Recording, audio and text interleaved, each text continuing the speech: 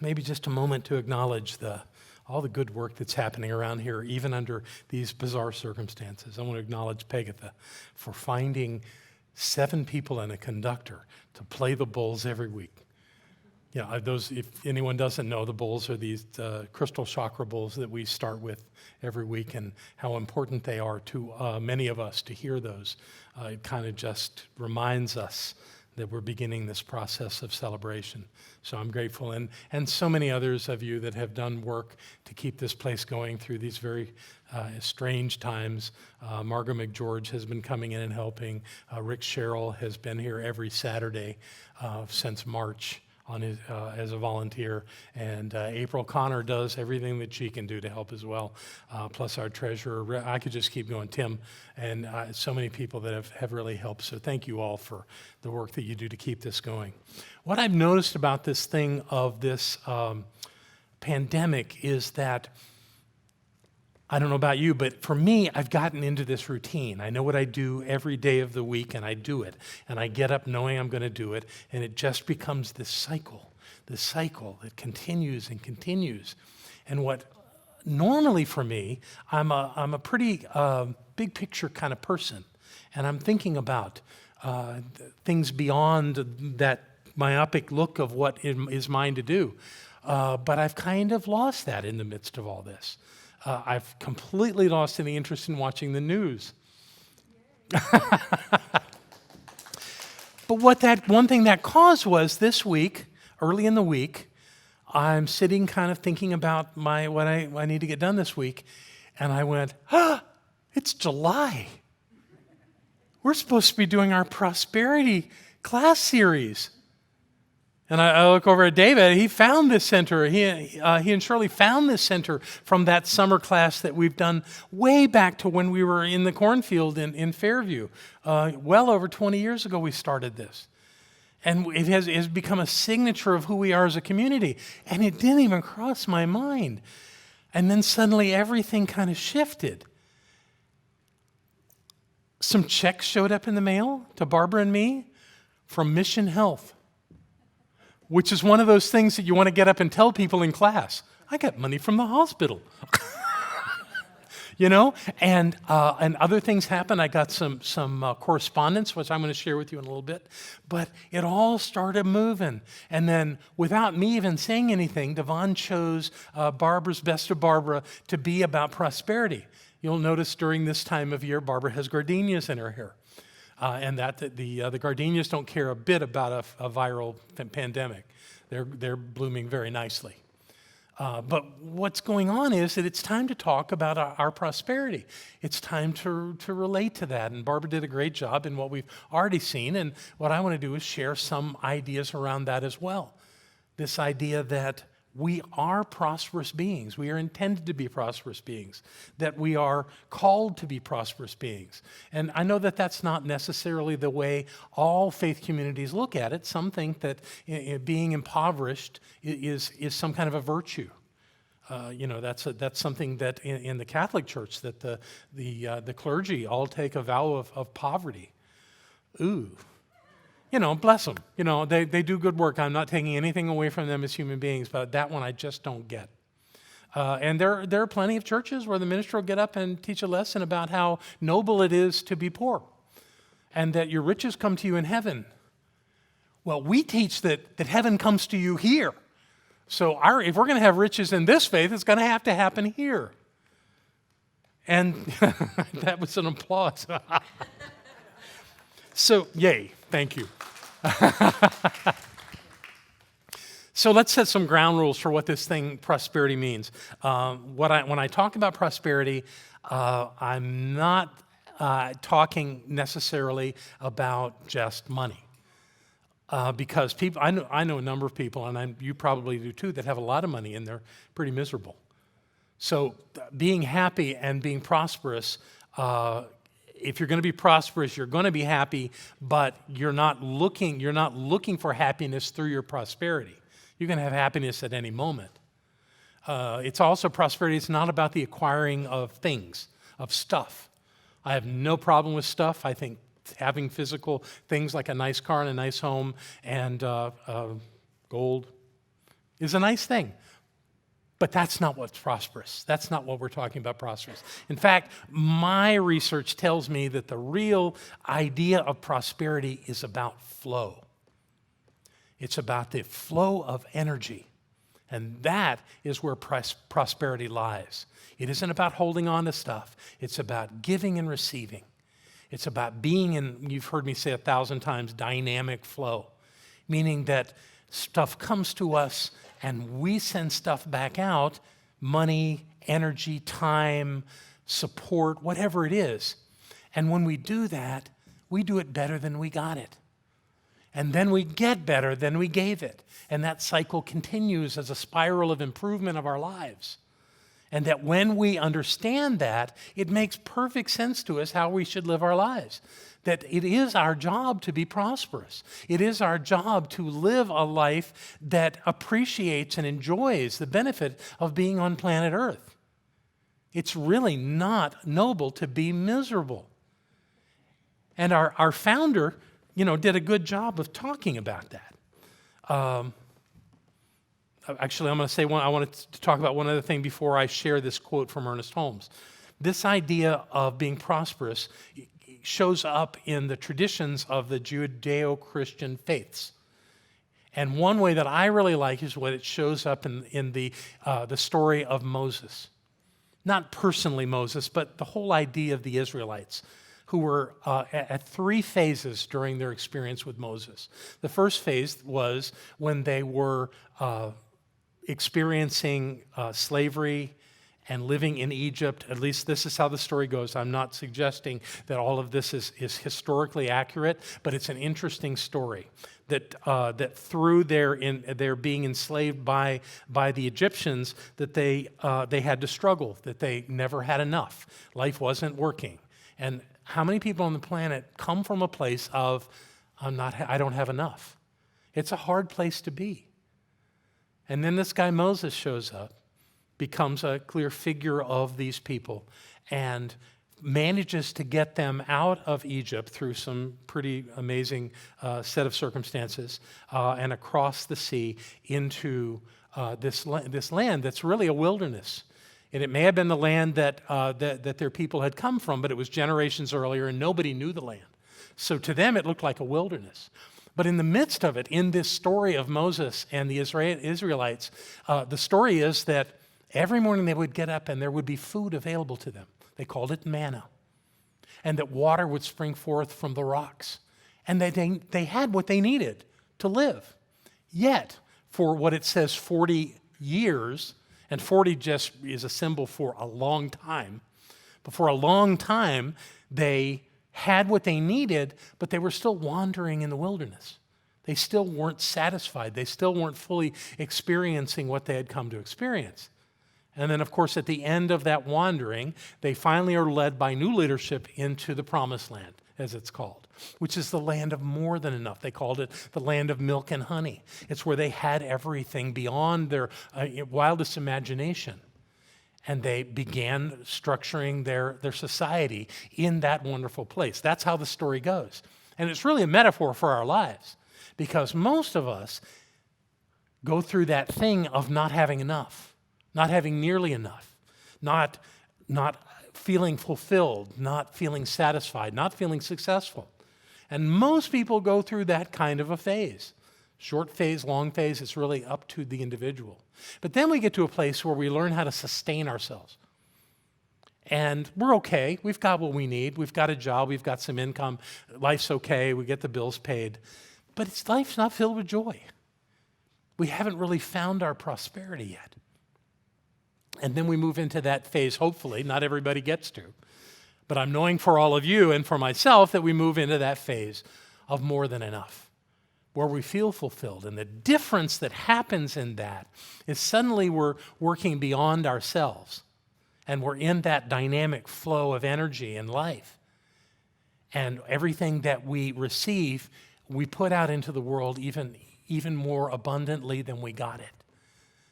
We're like abundance machines, and we're generating all this abundance in life. And what happens in the midst of that, because this is how it works, is that we have more than enough. plenty to share. And our life continues to unfold in that dynamic way, just like it did with the Israelis. The Israelites is what they were called back then. So here's my quote from Ernest Holmes that I think relates beautifully. Whoops, no, that was Moses. I forgot I had a picture of Moses. A photograph, actually. Okay, it's Charlton Heston. But he was playing Moses. Good job, Charlie. Here's the quote. Free yourself forever from the thought that the world is any better because of your misery, or that righteousness is more perfectly expressed through poverty than abundance. Know that the greater abundance of every good thing which you are bringing out in your life, the more perfectly you are satisfying the divine urge within you. Satisfying the divine urge within you. Anything you can dream of is not too great for you to undertake. Nice words, nice idea. And what he's saying there is that we're constantly putting ideas into the law of spirit. Now, other places have different names for it. We call it the law, meaning that we impress upon the law some thought, and we impress those thoughts over and over and over again. And the law reflects it back to us in the experiences of our lives. Experience out, express out, experience back. It's a natural, dynamic flow, but the law doesn't care. It doesn't care if you want to be miserable. It will bring you so much misery. And it will do it joyfully. It will be glad to go, oh, all you want. The law will also, if you have thoughts of abundance and of a fulfilling life, if you believe that's what you have, the law must, in the same way, with the same capacity, bring the things to you to fulfill your life. That's how it works. That's the dynamic flow of spirit. The trick is to be engaged in it consciously, and that's what we do here. We invite you to be engaged in this consciously and to watch your thinking and to not get caught up in the idea that something is wrong, that something is bad, or that in any way you are deficit and unable to achieve these outcomes. Because truly, it's not, if you can think, you can have it. Now, I'm not saying that we just sit at home and do our affirmations and don't engage life. We do engage life. We do fully involve ourselves in creating this in our lives. But it's not necessarily our effort that does it. It's our effort that demonstrates to us consciously that we are fully engaged in the process, so that we're not just sitting back and waiting. Waiting is not a spiritual principle. What is a spiritual principle is engaging life and doing it with your thoughts and with your actions. Make it absolutely unavoidable that you're going to get the result of those thoughts and actions in whatever you do. There's another great teacher that teaches us how to get to the promised land. His name's Wayne Dyer. Remember Wayne? I don't know that he considered himself to be a student of the science of mind directly, but if you ever listen to how the guy talks, with a few changes of words, he's saying exactly the same thing we are. And he did that throughout his entire career. Here's two quotes from him that I found incredibly valuable in this conversation. Prosperity in the form of wealth works exactly the same as everything else. You will see it coming into your life when you are unattached to needing it. In other words, desire does not create the outcome you want. You have to move beyond the desire. And then he gives this other one that fits right in perfectly. When I chased after money, I never had enough. When I got my life on purpose and focused on giving of myself and everything that arrived into my life, then I was prosperous. Is that clear? That's real clear to me. And one element he's talking about there without saying, because he would never say this, he worked in the secular world, is everything that arrived into my life, he gave from. And one way to do that is through tithing. And that's something that Barbara and I have done since we've been together. I did it when I was young in the Baptist church, and then I dropped it. But Barbara, when I showed up in her life, she taught me again how valuable that was. And here's the deal. I want to use an exact example. Last week, I shared with those that were here that we had received a tithe from our parent organization, Centers For Spiritual Living. There was an announcement that included all 6 months of 2020, the first 6 months, and each month they picked a different recipient for the tithe. We were the only one that was actually a member of the organization. All the others were doing good work, but they were doing it out in the secular world in many different areas. And it was a real honor to do that. And I shared last week to everyone that that tithe was about $9,000. And that's wonderful. Here's something that I know had to happen in the room and with everybody that listened to that on our website. You could think about that two ways. You could say, that's wonderful. I love being a part of a prosperous community. I love contributing to a group that actually has their act together around this. And that's, generally one way you could look at it. The other way that you could look at it is, oh, great, they got all that money. They don't need mine. Here's the flaw in that thinking, is that we don't ask you to support this center so that we get your money. We encourage you to support where you are fed spiritually, where you are growing, the sources of that, so that you can be prosperous. Because if we're going to be called a prosperous church, that means that we have to have prosperous members. There was a time where we were absolutely certain that we were going to get everybody in this community completely out of debt and that everybody was going to have a lot of money in the bank. And I realized at some point that that was not reasonable because one of the things we value so much is freedom. And you have to be free to fail as much as you are free to win. So trying to manipulate that, to me, ended up not being such a great idea. It won't stop me from teaching it. It won't stop me from practicing it. But it's always your choice as to how prosperous you want to be. All we can do is show you how we've learned that it works. And it does work. It works beautifully. So in this idea of being a prosperous center, a number of wonderful things have happened. Let's go back to that slide. A number of wonderful things have happened. I told you that we got our checks from Mission Hospital, and Barbara's got the check of us tithing on that, and that things start popping. So what we're going to do is we're going to, tomorrow, Barbara and I are going to go onto the website, and we're going to look at past years of our prosperity class. And if we're as successful as I believe we will be, we're going to send to Devon, our website manager, our media director, we're going to send our selection for which class we want to have put up on the website. And tomorrow evening, by 7 o'clock, I'm not making, well, maybe Devon will just set it to show up at 7, but our regular class time, there will be on our website at the top a prosperity class chosen by Barbara and I for us all to enjoy and to learn from. And we'll do that for consecutive weeks. Maybe we won't necessarily pick from the same series of classes, but we'll pick classes we really like, and we're going to put them up there. And if you would like, go there and watch it. And pretend with us that we're having a summer prosperity class. Okay? So that we're going to do. And there's one other thing that I really want to share with you that showed up this week that fits so perfectly into this. And I do not have permission from the person that wrote this to share their name, so I'm not, but I'm going to read some excerpts from an email that I received this week. Dear Barbara and John, I may never get there physically, but I consider CSL Asheville to be my spiritual home. I recite the prosperity affirmation 4 times a day, and I am truly blessed. My booking business was slowing down before the pandemic hit, and not surprisingly, things started to happen around that time that not only provided me with income, but enabled me to stash away some cash.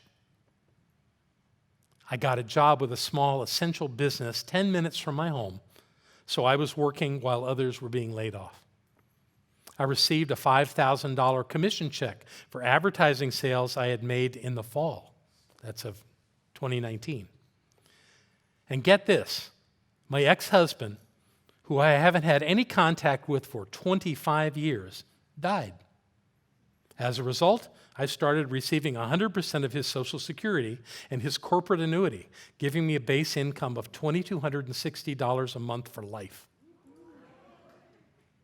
Now, I'm going back to the first paragraph again. I recite the prosperity affirmation 4 times a day, and I am truly blessed. I am so grateful that CSL Asheville is financially sound, but I'm not surprised. After all, you are the Prosperity New Thought Center.